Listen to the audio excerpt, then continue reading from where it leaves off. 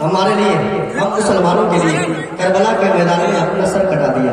सिर्फ मजहब इस्लाम को बचाने के लिए, इसकी हुर्मत को बचाने के लिए मैं चाहता हूँ कि इमाम हुसैन के नाम पर आप लोग मोहब्बत से दोनों हाथ को लगा कर कह दे या हुसैन या हुसैन के सारे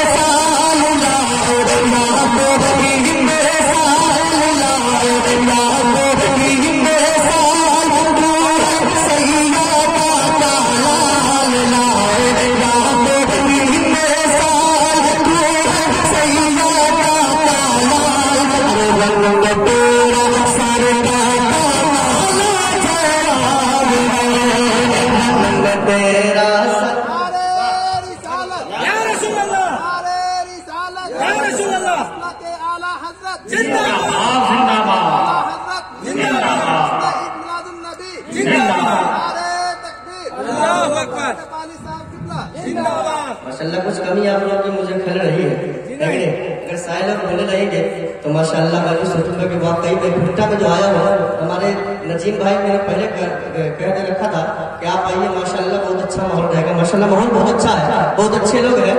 बस मैं एक शेर जिनका हर जगह किनारा है, बस्ती बस्ती